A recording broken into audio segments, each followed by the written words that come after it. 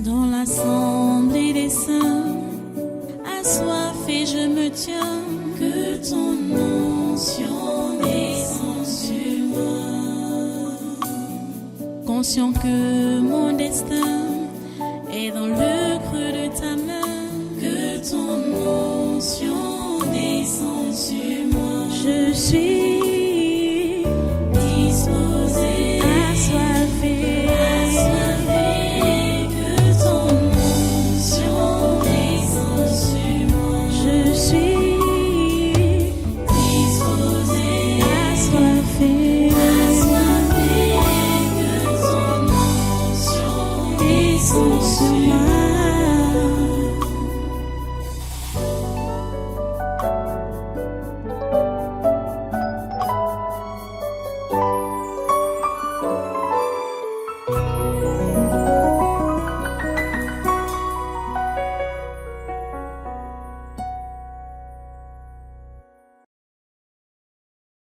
Alléluia. Voilà. Vous restez debout. Restez debout et puis vous ouvrez votre Bible. Prenez votre Bible. Prenez votre Bible dans le passage que nous lisons ces derniers temps. Galates chapitre 1. Galates chapitre 1. À partir du verset 6. Vous êtes là? Et Galates chapitre 1, à partir du verset 6 jusqu'au verset 10. Paul écrit et dit, « Je m'étonne que vous vous détourniez si promptement de celui qui vous a appelé par la grâce de Christ pour passer à un autre évangile. Non pas qu'il y ait un autre évangile, mais il y a des gens qui vous troublent et qui veulent renverser l'évangile de Christ. Mais quand nous-mêmes, quand un ange du ciel annoncerait un autre évangile que celui que nous vous avons prêché, qu'il soit anathème. Nous l'avons dit précédemment, et je le répète à cette heure. Si quelqu'un vous annonce un autre évangile que celui que vous avez reçu, qu'il soit anathème. Et maintenant, est-ce la faveur des hommes que je désire ou celle de Dieu? Est-ce que je cherche à plaire aux hommes? Si je plaisais encore aux hommes, je ne serais pas serviteur de Christ. Prions le Seigneur. Dieu Tout-Puissant, merci pour ta parole que tu nous donnes dans ce texte depuis des semaines déjà aujourd'hui, plusieurs séances. Ma prière est que tu puisses accorder à tes enfants que voici les oreilles des disciples afin de pouvoir maîtriser cette parole et l'appliquer dans leur quotidien pour que chacun comprenne qu'il n'a pas besoin de vouloir sauver la face à cause des yeux des gens pour se compromettre et passer à un autre évangile.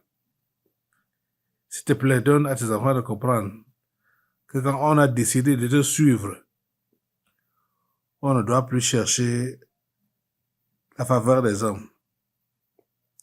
Donne à chacun de le comprendre. S'il te plaît, Seigneur, fais-le. Au nom puissant de Jésus, nous avons prié. Amen. Amen. Prenez place dans sa sainte présence. Voilà, et soyez les bienvenus. Une fois de plus, à ce congrès du surnaturel de ce 24 août 2025. L'enseignement est le même, le titre, le thème, la vie chrétienne normale. As-tu donné ta vie à Jésus? Es-tu véritablement chrétien? Cher ami, tu dois chercher donc, si tu l'es, tu dois chercher jour après jour heure après heure, minute après minute, tu dois chercher à ne plaire qu'à Dieu seul. Tu dois être préoccupé à accomplir la volonté de Dieu et non celle des hommes. La faveur ou la grâce dont tu as besoin, c'est celle de Dieu et non des hommes. Il faut le comprendre. Je vous l'ai enseigné, je le répète, que le premier des hommes qui existent autour de toi, c'est toi-même d'abord. Jésus a pris soin de nous enseigner ces choses. Je vous dis la pure vérité que si vous lisez les évangiles, les enseignements de Jésus, vous allez devenir de bons chrétiens quand vous pratiquez cela. Jésus a tout dit. Le problème qui est celui de plusieurs, c'est que leurs conversions ne sont pas authentiques. Parce que quand quelqu'un se convertit authentiquement selon la Bible, il ne sera pas, il ne sera pas comme ça se passe là-bas dehors. C'est-à-dire religieux. Parce que le religieux qui veut plaire aux hommes. Jésus a tout dit dans ses enseignements pendant qu'il était ici encore sur terre. Il a tout dit. Et je vais le redire ici encore qu'il s'agit du renoncement à soi d'abord pour être un bon chrétien et mener une vie chrétienne normale. Si tu n'as pas renoncé à toi-même, si tu ne t'es pas renié, tu ne pourras pas aller loin dans la chrétienté. Parce que Jésus l'a dit que si quelqu'un veut venir à moi, et il parlait à tout le monde de la même manière. Si quelqu'un veut venir à moi, qu'il renonce à lui-même, à se charger de sa croix, bien sûr, et suivre Jésus.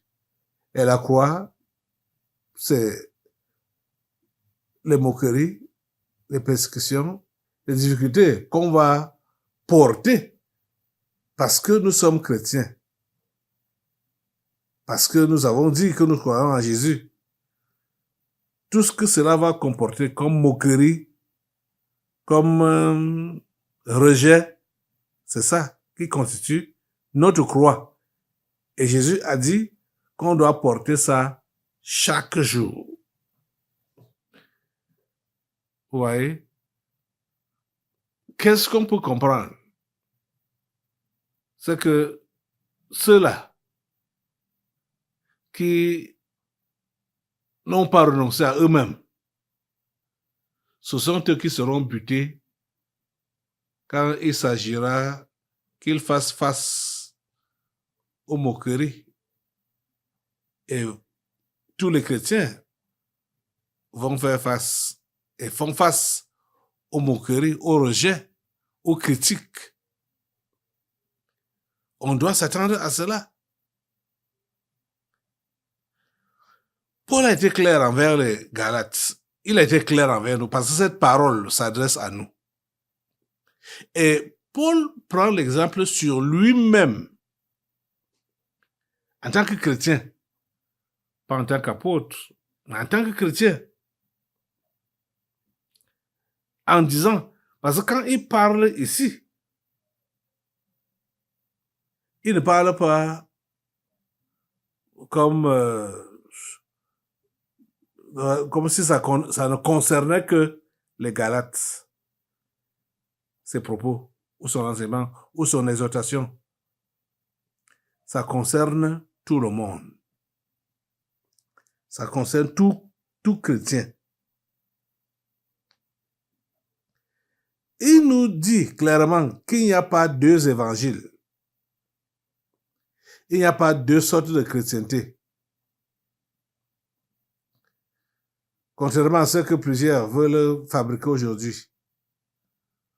Beaucoup pensent que l'évangile doit changer avec le temps. Donc, l'évangile doit évoluer. Comme nous sommes déjà au temps moderne, l'évangile aussi doit être moderne.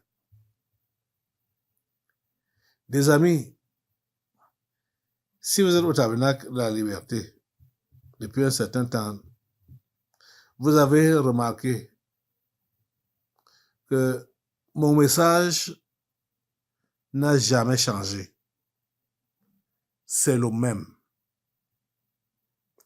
C'est le même.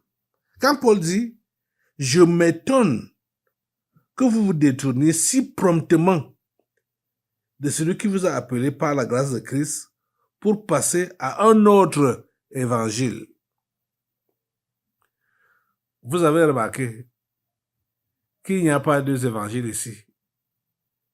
L'évangile que je prêche depuis des années est le même. Un même évangile et un seul évangile. Au verset 7, il dit, non pas qu'il y ait un autre évangile, mais il y a des gens qui vous troublent et qui veulent renverser l'évangile de Christ. Écoute, cher ami, il y a que ces gens-là ou ces hommes-là, tu fais partie de ces gens-là ou de ces hommes-là. Je vais donc te poser la question de savoir pourquoi est-ce que tu te troubles? Pourquoi tu te déranges dans la chrétienté? Lis ta Bible, écoute les messages, applique ce qu'on t'enseigne. C'est ça qui est bien pour toi. C'est ça qui donne la vie. Jésus a dit que vous connaîtrez la vérité et la vérité vous rendra libre. Cet évangile que vous écoutez est celui qui peut vous rendre libre. Mais pourquoi est-ce que tu te laisses troubler par les gens? Pourquoi tu te laisses troubler par toi-même? Parce que tu aimerais que les choses soient autrement. Parce qu'il y a certains parmi vous là qui estiment que le pasteur Caleb exagère dans ses positions. D'autres prennent comme si c'était l'évangile de Caleb. Comme si c'était mon évangile. Paul dit ceci. Mais quand nous-mêmes, quand un ange du ciel annoncerait un autre évangile que celui que nous vous avons prêché, qu'il soit anathème. Paul dit que si je change d'enseignement, si je change de prédication pour vous prêcher autre chose que ce que je vous avais annoncé et qui vous a sauvé, je suis un homme maudit. C'est ça qu'il veut dire. Je le dis en termes clairs, en français facile. Et il dit au verset 9 encore, nous l'avons dit précédemment. Donc c'est quelque chose qui est même répété. Hein? Nous l'avons dit précédemment. Et je le répète à cette heure. Si quelqu'un vous annonce un autre évangile que celui que vous avez reçu, qu'il soit anathème. Pourquoi ne veux pas tu retenir l'évangile que tu as reçu? L'évangile que tu reçois. Pourquoi ne veux pas tu retenir cela? Pourquoi tu te laisses troubler? Je suis en train d'insister pour vous dire que dans la Bible, dans ce Nouveau Testament, les enfants, les serviteurs de Jésus, les chrétiens, et Jésus lui-même en tête, parce qu'on dit chrétien, ça veut dire que comme Christ, C'est son modèle qu'on suit. On n'a pas vu, je n'ai pas vu que Jésus a pris les congés un jour. Je n'ai pas vu que les apôtres ont pris les congés un jour. Je n'ai pas vu que les chrétiens ont pris les congés un jour. Je n'ai pas vu. Déjà, quand on parle de congé, ça veut dire quoi? C'est le relâchement. C'est la régression. Ça veut dire rentrer en arrière. Mais comment est-ce que vous pouvez prendre la régression comme une mode de vie chrétienne? Parce que quand tu prends les vacances, tu as régressé. Tu es rentré en arrière. La Bible demande qu'il faut persévérer. Quand le verbe persévérer veut dire continuer, presser, aller de l'avant. Donc, il n'y a pas d'arrêt. Il faut continuer. Il faut persévérer. Persévérer jusqu'au bout. Celui qui persévérera jusqu'à la fin sera sauvé, a dit Jésus. Nous devons être persévérants. Nous devons toujours presser, aller de l'avant. Et maintenant, est-ce la faveur des hommes que je désire? Verset 10. Ou celle de Dieu? Voilà. Vous désirez la faveur de qui? Celle des hommes ou celle de Dieu? Vous désirez la faveur de qui? Votre faveur ou la faveur de Dieu? Vous désirez celle de qui? Ça dit, vous voulez plaire à qui? On continue la lecture.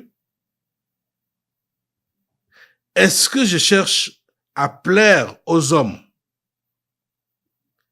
Et lui-même il répond, si je plaisais encore aux hommes, je ne serais pas serviteur de Dieu. Pour dire que si je plaisais encore aux hommes, ça veut dire que je ne suis pas chrétien. Le chrétien, c'est le serviteur de Dieu. Tu n'es pas forcément appelé à être pasteur, évangéliste, apôtre, prophète, donnez le nom que vous voulez. Mais quand on parle de serviteur de Christ, ça veut dire esclave de Christ. Si je plaisais encore aux hommes, je ne serais pas serviteur de Christ. Tu vois donc que quand tu es décidé à chercher la faveur des hommes, tu as renoncé à la chrétienté. C'est ça que tu dois comprendre. Clair.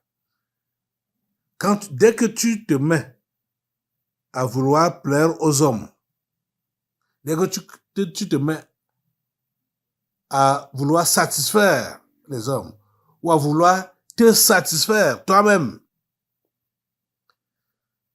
tu n'es plus chrétien. Tu as rétrogradé. Tu as rétrogradé. Tu as relâché. Directement. Mes amis, c'est ça que vous devez comprendre.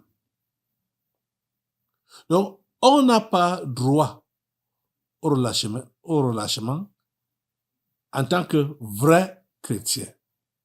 On n'a pas droit au relâchement. C'est interdit. Vous savez quoi? Je n'ai pas besoin vraiment de vous flatter. Je n'ai pas besoin de vous mentir.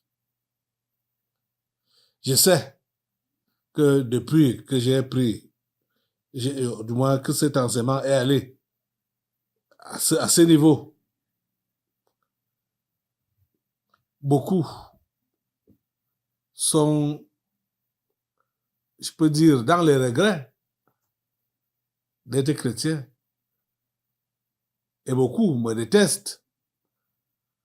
Donc, ils sont là, mais malgré eux, ils sont comme piégés. Ils sont comme... oui, ils sont comme piégés, comme réellement attrapés à un piège. Malgré eux, ils sont là. Mais ne faites pas comme ça. Vous devez être là avec conviction afin d'être utile. Ne soyez pas des figurants. Soyez réellement là avec votre corps, votre âme et votre esprit. Tout votre être doit être impliqué à ce qui se passe ici. Vous comprenez ça?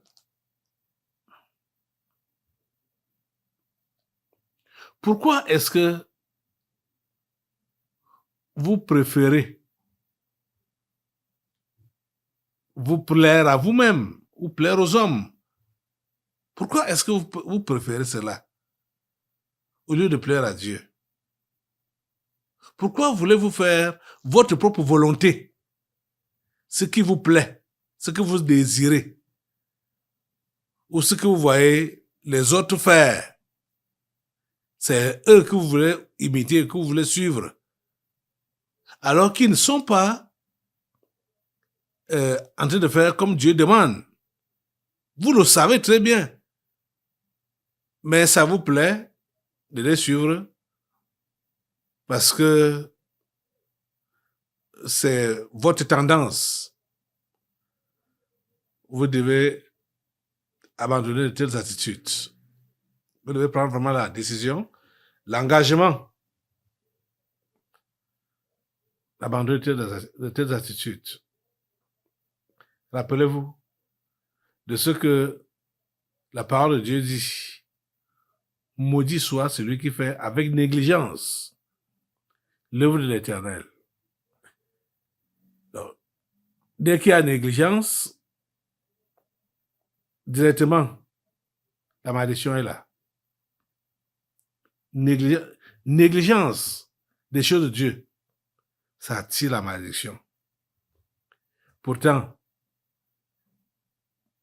vous savez vous-même que vous voulez la bénédiction, vous voulez être béni, vous voulez être prospère, vous voulez avancer. Mais vous voulez avancer avec qui? Avec votre propre philosophie, avec votre propre évangile. Non, vous ne pouvez pas avancer avec votre propre évangile, avec votre propre philosophie. La Bible dit clairement que ce livre de la loi ne s'éloigne point de ta bouche. Médite-le jour et nuit pour agir fidèlement selon tout ce qui est écrit. C'est alors que tu auras du succès dans tes entreprises. C'est alors que tu réussiras. Ce livre de la loi, c'est lui qui est la clé de la réussite pour tout chrétien, pour tout enfant de Dieu. La Bible, le livre de la loi, c'est ça que tu dois méditer et c'est ça que tu dois mettre en pratique.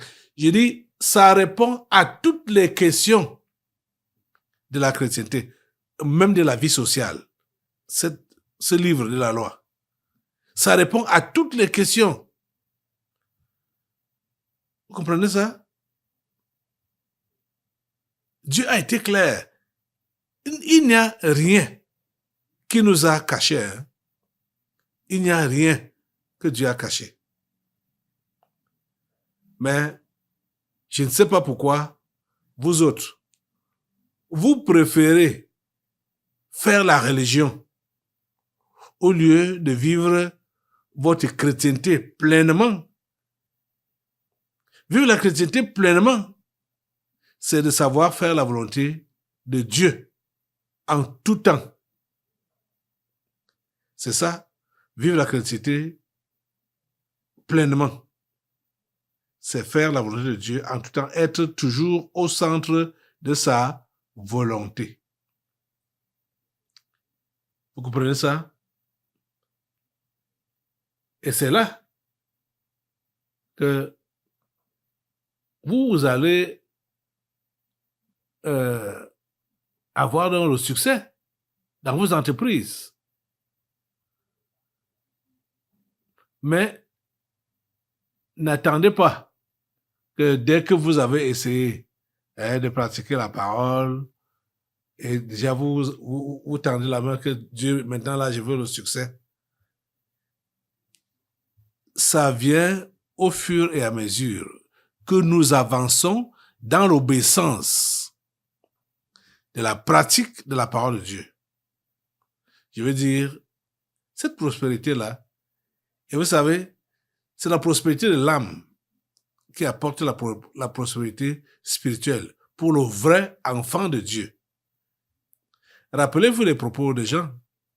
Bien-aimé, je souhaite que tu prospères à tous égards et sois en bonne santé comme prospère l'état de ton âme. Vous comprenez ça? Bien-aimé, je souhaite que tu prospères à tous égards dans tous les domaines et que tu sois en bonne santé comme prospère l'état de ton âme. Quand notre âme, donc notre homme intérieur là, prospère, le physique va prospérer. Ce que nous touchons va prospérer. Donc l'ouvrage de nos mains, ça va prospérer. Bien-aimé, je souhaite que tu prospères à tous égards, dans tous les domaines, et que tu sois en bonne santé, comme prospère l'état de ton âme. Pourquoi est-ce que vous ne cherchez pas d'abord la prospérité de votre âme pour vous atteler à chercher la prospérité matérielle? Ce message de la prospérité qui est là-bas dehors, c'est le message de l'escroquerie, le message des faux prophètes. Semer pour récolter. Semer quoi pour récolter? Avec des vies sales. Tu sèmes quoi? Pour récolter quoi? On ne se moque pas de Dieu. Hein? Ce qu'un homme aura sémé, il le moissonnera aussi. On ne se moque pas de Dieu. Et ce genre d'évangile-là que vous aimez, le mensonge. Donc, c'est ça que Paul a appelé un autre évangile. Donc, les mensonges, la tromperie, la duperie, c'est ça que vous préférez pratiquer. Les amis, qui que vous soyez, vous dites que vous êtes chrétien, vous avez reçu Jésus en vous comme Seigneur et Sauveur personnel. Soyez seulement sûr que vous marchez d'après sa parole. Et vous allez voir que tout ce que vous aviez dans le passé, comme complication, comme problème, que ce soit au niveau de votre santé physique, que ce soit au niveau de votre santé spirituelle. Donc, peut-être dans le passé, vous étiez malade, dans le passé, vous étiez possédé. Quel que soit ce que vous aviez, quand vous avez décidé de marcher selon la parole de Dieu, je vous assure que les solutions à vos problèmes se font voir sans que vous fassiez des efforts particuliers. Vous savez que c'est bien de prier, c'est bien de jeûner, hein, et tout ça. Mais l'enfant de Dieu, Dieu ne lui donne pas les grâces qu'il a prévues pour lui parce qu'il a jeûné, parce qu'il a prié. Mais c'est parce que cela a déjà été pourvu pour lui depuis la croix de Jésus-Christ. Quand Jésus-Christ est mort à la croix, il nous a ouvert la porte pour ses grâces. Écoutez, on nous dit que l'évangile 1, je m'étonne que vous vous détourniez si promptement de celui qui vous a appelé par la grâce de Christ. Le verset 6. On a été appelé par quoi? Par la grâce de Christ. Donc, ce n'est pas que nous avons fait quelque chose pour être appelés. On a été appelé par la grâce de Christ. On n'a rien fait de particulier. Quand tu entends grâce, ça veut dire exempt des frais. On ne fait rien pour obtenir ce salut-là ou cet évangile. On ne fait rien. C'est pour rien que Dieu nous a sauvés. C'est pour rien que nous sommes ses enfants. Bon, s'il faut dire ainsi. Et pour mieux comprendre, ce n'est que par la mort et la résurrection de Jésus-Christ que nous sommes ce que nous sommes, c'est-à-dire enfants de Dieu. C'est la mort et la résurrection de Christ qui a fait de nous ce que nous sommes. Et c'est cette mort et cette résurrection de Christ qui peut nous donner tout ce dont on a besoin. Ce n'est pas parce qu'on a fait des efforts particuliers. C'est la grâce de Christ. Donc, faites ceci. Rassurez-vous que vous faites toujours sa volonté, que vous êtes dans sa volonté, vous êtes dans ses voies. Soyez sûrs que vous avez ce dont vous avez besoin. C'est-à-dire ce qui vous manque ou ce qui doit être complété qui doit être complété ou ce qui doit se manifester en vous en tant que bénédiction ou grâce, guérison, parce que vous êtes son enfant. Je dis que vous soyez malade, que vous soyez possédé, que vous soyez pauvre, que vous soyez n'importe quoi. Vous devez savoir que Christ est celui qui a pourvu pour vous. Christ est celui qui est venu vous donner la solution par sa mort et sa résurrection. S'il est mort et s'il est ressuscité le troisième jour, ça veut dire que tu as la solution à ce problème qui te tracasse. Tu comprends ça? Donc, ceux-là qui ne comprennent pas ces choses vont donc se morfondre pour chercher les délivrances, ils vont se morfondre pour chercher les bénédictions, ils vont se morfondre pour chercher les grâces. Tout a été pourvu par la mort et la résurrection de Christ. C'est cet évangile qui vous est annoncé. C'est cet évangile que je vous annonce. Vous avez été appelés par la grâce de Christ. Donc ne passez pas à notre évangile. C'est compris. Ne passez pas à notre évangile. Donc ne vous laissez pas troubler, ni par vous-même, ou ni par quelqu'un d'autre. Restez ferme dans ce qui vous a été enseigné, ce que vous avez reçu. Restez ferme en cela. Lisez votre Bible. Appliquez ce qu'elle vous enseigne. Suivez les enseignements comme vous êtes là maintenant. Appliquez ce que vous avez reçu. Vous comprenez? Que le Seigneur vous accorde la grâce de vraiment rester ferme en lui. Quelles que soient les tendances, tu peux avoir tendance de vouloir te relâcher, te reposer, parce que tu as vu les autres le faire, ou parce que toi-même, tu sens que tu dois le faire. Ne fais pas ça. Persévère. Persévère.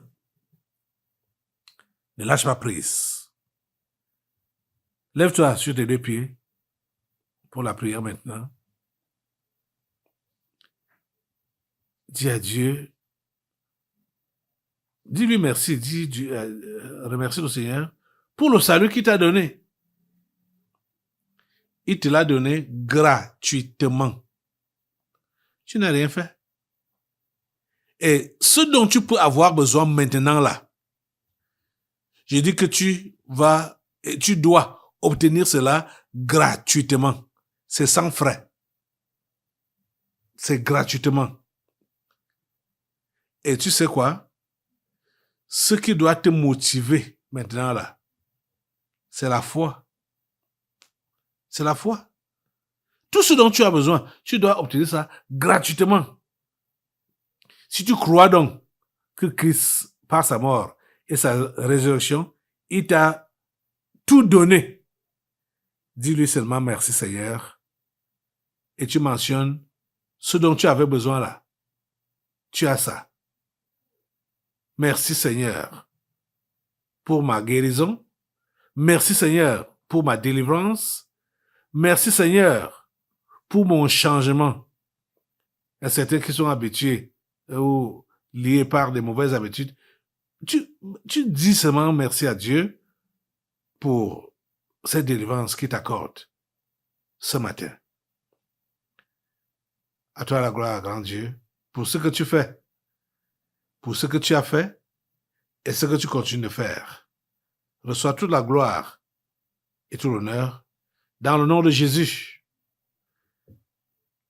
Amen. Voilà, soit toi, nous allons maintenant passer aux délivrances prophétiques. Dans l'assemblée des saints, assoiffé je me tiens, que ton onction descende sur moi. Conscient que mon destin est dans le creux de ta main, que ton onction descende sur moi. Je suis disposé, assoiffé,